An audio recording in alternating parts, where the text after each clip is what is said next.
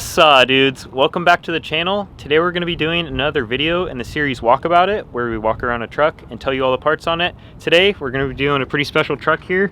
This is a Ranger owned by my buddy Nick here. What's up? Hey guys, my name's Nick and this is my 1997 Ford Ranger. This thing is clean. You just got this thing painted. Yep. And just got it done last week. So it was white before, and then is this like a factory Ford color? It is. So not off this truck. It was white before, like you said, but this is called Cayman Blue. It is a factory Ford color on the Rangers and the Explorers. And it looks really good. You don't see too many trucks with this paint job, so it's definitely special. Sets it apart from the rest of the Rangers. Yep. So let's start at the front of this thing. Let's go check it out. So the front end is the Threat Motorsports Dana 44 equal length beams. It's also got the Threat Motorsports crossover steering. 2.5 by 14 King coilover, 3.0 by 14 King 3-tube bypass, Dana 44 spindles, obviously. So how much travel do you think you're pulling out of the front of the truck? 19 inches in the front. So it's 19, and this is all equal length, correct? It is, yep. Yeah, and then it's got Bilstein 2.0 by 2.0 bumps on there as well. So who's this truck originally built by? TT Motorsports. Okay. Tommy Trigo now has a shop in Arizona. He's the one that originally did all the work on it, bumper to bumper. And am I wrong, or did you own this truck prior? I did, yeah. I owned it in 2015 and 16. Traded it off to my buddy Cameron, who raced it for a couple years, and then I got it back from him. So is that your plan to eventually race this? Eventually, yeah. First, I need to do some more upgrades. V8 is definitely mandatory, and then I can start racing. So that leads us into the next thing, which I guess is motor. Should we pop the hood and check it out? Unfortunately, not many bald eagles under here. Got a couple of pigeons. Yeah. So dang. So it's the original motor, 4.0 V6. It's got a Wanco tune, a custom intake, JBA headers, Flowmaster exhaust. Is this the truck, or is this the motor that came in this truck? It is. Original motor, original tranny. Tranny was rebuilt at about 150,000 miles. Now it's got about 170 on it, so what? Yeah, it's all the original drivetrain though. What trans comes in these trucks? It's a 5-speed automatic. So it is an auto? Yep. Yeah. Oh man. And stock 4.0. How many miles did you say we're on it? 170 now. 170? Yep. Oh man. Yeah, it's still ticking. This thing keep taking a beating, but it won't give up. That was the plan, was to originally swap it when it blew up, but it just doesn't go. Yep. So what? And that's pushing what size tire? 35s. So yeah, they're 35, 12, 50, 15 BFG KM3 mud terrains, and then 15 by 8 race lines. True beadlocks. So super clean setup. Thank you. Surprised that motor's still holding up. Yeah. So what are your plans to go to once if this one pops? 5.3, yeah, LS 5.3 with a 4L80. Okay, so you're going legit. Yeah, I thought about doing a 5.0, but the power that you yield just doesn't seem worth it to me. I think the LS is definitely the way to go. So you said you're going the 80. Didn't you have a 60 that you're Yeah, I had a 60 lined up already that was actually in my friend's truck. But after looking at what he went through, I think it's better to just swap it to the 4L80 right away and, you know, be problem free. And then you can just see all the cage work up in here. All TT Motorsports. Got our shock mounts right here. Anything else special that we have in here? Lighting on the front, got a couple of Pro Comp HIDs, have a Baja Designs Onyx bar in the skid plate. Bumper all the way back is all 1 3/4, 120 wall. Same thing in the interior cage, a little bit of 1.5 just on the window V, but the rest is all 1 3/4. It looks like you went through and freshened all this up. Is this all new? So all the lights and everything? Yeah, we did new corner lights, headlights, grille. Converted all the lighting over to HID, and then LED on the turn signals, so everything's been updated and is new. So anything that I could buy new when I had it painted, I did. So all the lights, the mirrors, window trim, anything that comes off, I took off and then had replaced. So it was new when it went back together. This thing is like a brand new truck again. Yeah, just trying to keep it as clean as possible. You know, racing really takes its toll on the truck, so it needed quite a bit of cleanup work, but it's getting there. You definitely cleaned this thing up a lot. It looks literally brand new. Yeah, you guys saw it when I first got it back, so it's a big difference. Yeah, the paint job did wonders for this thing. It's awesome. This is all in steel, you said, right? Yeah, so the front bumper, so basically from the swingers forward is all steel it black. Same thing with the skid plate. I had a new skid plate cut. It was in pretty rough condition, so I had a new skid cut for it.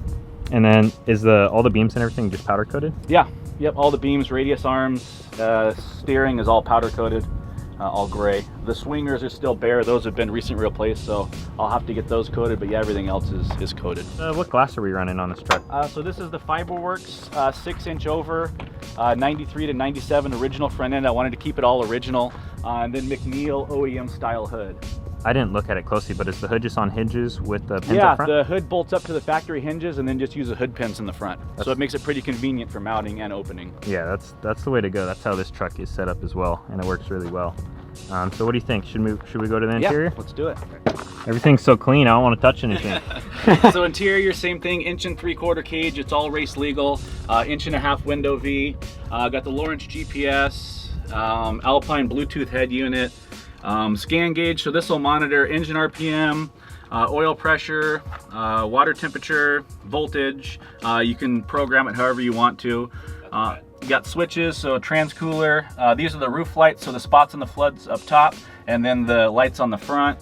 Backup camera, caution light. It's got a Parker pumper in the back, rear view camera, rugged race radio, PCI intercom system.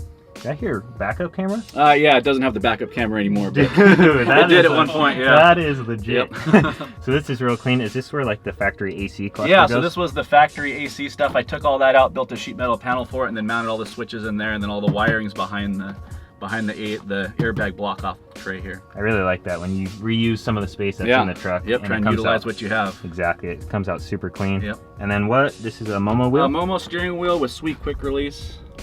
Yep. And then just a custom little cover plate here. Yep. Coming out clean. Got the A-pillar. Big old mirror for looking back there. Yep, got to be able to see out the back. And then KC Cyclone dome light, Corbeau suspension seats, Crow harnesses in the front, and then a Beard Junior seat with PRP 4.2 harness in the rear, and then the Parker pumpers in the rear as well. You're a family man. You got to have that seat in the back. That's right. I got a 3-year-old daughter, so she wants to have some fun too. Be able to fit 3 seats in a Ranger. That's really good. That's awesome. And then back there you can see where the harnesses get mounted. Got the rest of the cage work. Some overlay plates. And then the cage is all welded 360 as well, tied in at the A, B, and C pillar, as well as along the roof on the back, and it's, like I said, full race legal cage. So was the top cut off, or was the cage dropped? No, it was dropped down, welded 360, and then put back up. Yeah, next plan is to do carpet in the inside.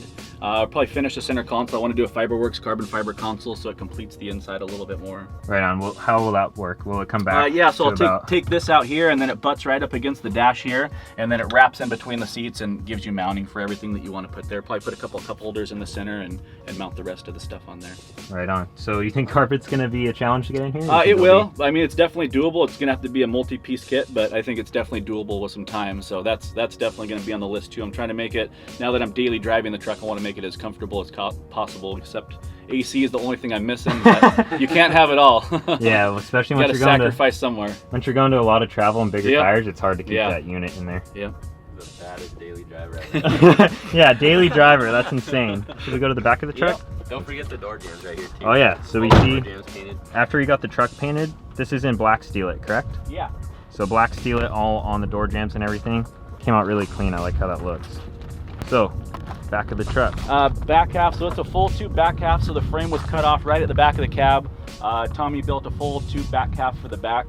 It's got Camberg links, Camberg 3.5 full floater rear end, Curry third member, 6.0 gears, 35 spline axles, Camberg hubs. It's 5/8 studs all the way around.